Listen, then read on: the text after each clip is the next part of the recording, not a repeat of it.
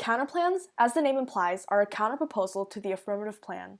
Using this argument, the neg tries to win the debate by solving the issues the app highlights better.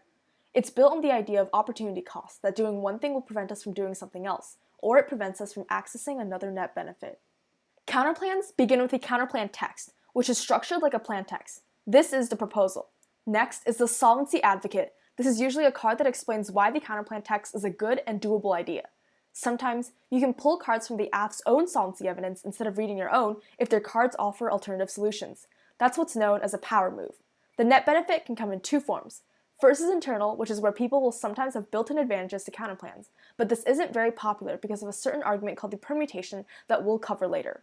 The other kind of net benefit comes from disads, which is more popular. If the app links to a disad, but the counterplan doesn't, then the net benefit is that you do not cause the disad. This is the idea of opportunity cost. You're trying to prove that the app has an opportunity cost of failing to prevent a bad thing from happening. Double negatives are a bit confusing, but think through it as storytelling and you can piece it together with practice. You can also say that the counterplan sufficiently solves enough of the affirmative that the disadvantage outweighs, even if the counterplan has a small solvency deficit. This is called sufficiency framing. There are a few types of counterplans. The classic counterplan solves the entire app, while an advantage counterplan chooses to focus on, you guessed it, one of the app's advantages.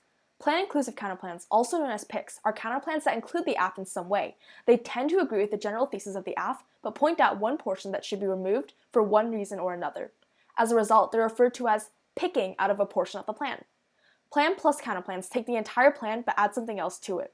These are very uncommon. Both PICs and plan plus counterplans tend to encounter theory arguments. We will have a dedicated theory video later, but for now, know that the app is generally arguing that these counterplans are abusive for taking the entirety of the affirmative, or that they are unrealistic and compromise debate's educational purpose.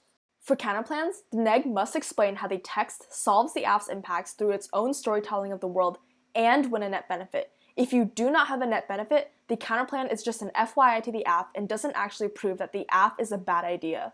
If you are the app, there are three main strategies that can and should be combined to answer a counterplan. First, solvency deficits say that the counterplan doesn't actually solve the issues that the affirmative brings up in their 1AC. You can also read offense, which are usually disads to the counterplan and bring up unintended consequences that the neg may cause. Finally, the permutation.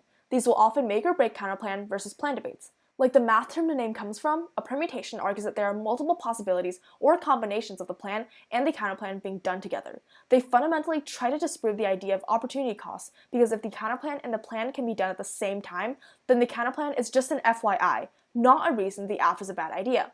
There are a bunch of permutations depending on the app and counterplan, so these can get really creative.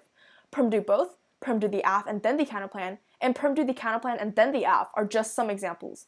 You should always explain what these mean in the context of your app, because specific stories build logical paths to the ballot. Intrinsic perms are perms where the app adds something to the plan text that wasn't always there. A severance perm is the opposite, where the app chooses to omit something from the original plan text. Teams tend to read theory against these arguments, and judges tend to disagree with severance and intrinsic perms, so be careful. This may seem overwhelming, so we'll repeat our core advice: to tell a story. Even if you're lost by all the terms and definitions, if you can piece together a story for why the app is a good or bad idea, you'll be dominating rounds with or against counterplans in no time.